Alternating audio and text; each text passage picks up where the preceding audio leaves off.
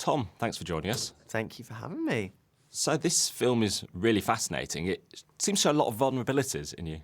Yeah, I guess it's the first time that I saw so much of that archival footage, like stuff that my dad had filmed from when I was young, my first swimming lessons, getting in the pool and Christmases and, really kind of examining and looking. I feel like there's so many blank spots in my memory from when I was a kid because growing up is tough anyway, but then growing up in a space where I had to compete, had to deal with bullying, had to deal with losing my dad and very publicly as well. So it was quite interesting to look back and, see that young version of me and how I was dealing with it at the time. You seem almost surprised the fact you were talking so publicly about being bullied while still only a kid yourself. Yeah, I just assumed that was a normal thing. Like when I was first doing interviews, I was only 9 or 10 years old, and you just, when you're a 9 or 10-year-old, you get asked a question, you answer it. You don't really think about what that means in the future. And, when you start talking about everything very openly, that kind of sets the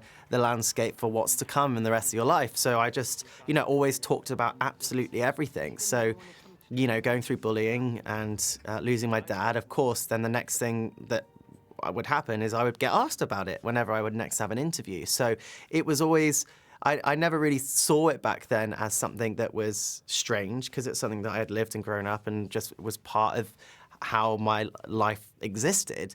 But looking back on it, I kind of was like, oh my gosh, imagine if it could have all been so different. Reflect on it now, particularly in terms of your own kids and hoping they're receiving the right treatment at school. Absolutely. I always feel once you become a parent, it changes your perspective on everything and the way that you see everyone as somebody's child. And that, it's everybody's first time living life at the end of the day. And yes, people make mistakes. And yes, people have to learn about the way they treat other people. But I think the one lesson that I hope that I can pass on to my kids is that always lead with kindness, compassion and understanding, because you never do know what that other person is going through. Do you think there's a general issue in society? There's been quite a lot of focus recently, obviously, on the film Adolescence as well, about how kids might like role models, how they're treating other people, the sort of toxic influences of social media. Yeah, I think there's lots of things that I think we'll look back on this last 5-10 years of human history as being quite, shocking in a way, because when social media, came to prevalence and, cancel culture and people not being allowed to make any mistakes or be able to, share too many opinions, it can be very scary and intimidating for certain groups of people. And I think it's definitely pits lots of people against each other. And I think we always have to remember that we're all in this together at the end of the day.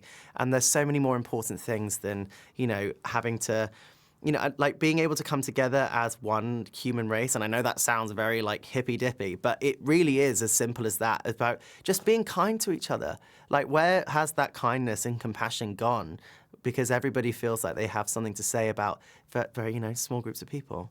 And you didn't seem to face that correct compassion when you were growing up, particularly you talk in the film about your coach, body image issues, being questioned if you were fat, when to the outside world you'd look in great shape in that build-up to 2012. Yeah, it's a very difficult thing to talk about, because I know for a fact that if I say that I have body dysmorphia and had eating disorders growing up, people are going to look at me like, oh, well, you look fine, you look great. And yes, rationally, I know that, but that's not what an eating disorder is. An eating disorder is knowing that is not being able to think about your body, what you eat, what you put into your body rationally.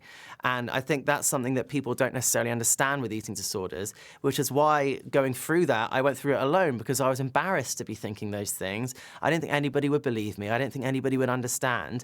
And it still happens today. If ever I talk about it, people online are always like, oh, poor you with your body. And it's not a fair comparison, because people don't necessarily understand what it feels like, because and I know rationally I'm doing all right, I'm doing fine, but it doesn't stop the fact that every time I go to eat anything, or every time I go into an interview, quite often, even the interviews that I've done this morning, people have automatically commented on my appearance and, staying in shape and how are you not fat yet? And so I'm constantly reminded of that. So it's definitely something that triggered,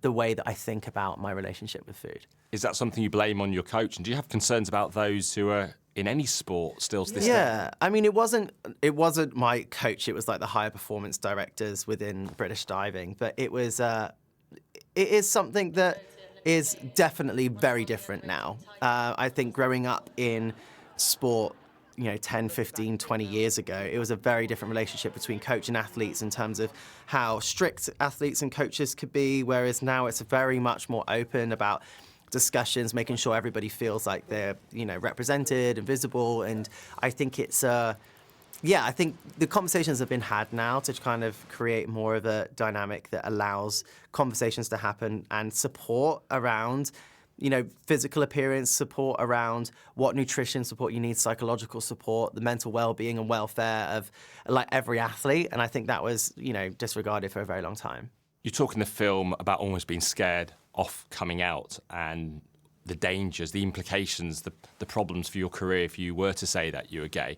Living in the US now, you've talked about being in the West Coast bubble at times. Do you fear that modern America it's like that?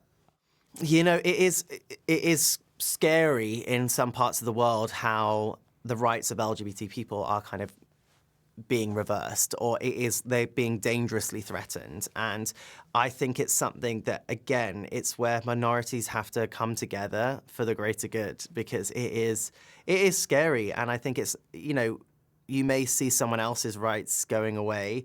And I think it's important that everybody, especially minorities, come together, because it won't just be one group that gets targeted. Once one group has been targeted, it will move on to the next and the next and the next. So it's, I think the most important thing is staying visible. I think lots of people ask, what can you do to be an activist? What can you do to be an advocate? And I think it's, being truly and authentically yourself. Because as long as you're happy, your friends and family are happy, and you're not hurting anyone else, then I think being visible is a great form of activism. Has it got worse in Trump's America?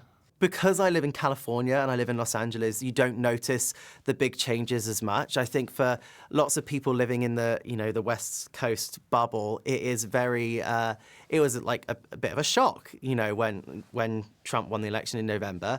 But I think it's also given everybody a wake-up call that it's, again, I just always believe in leading with kindness, care and compassion, and trying to make life worth living for every single person.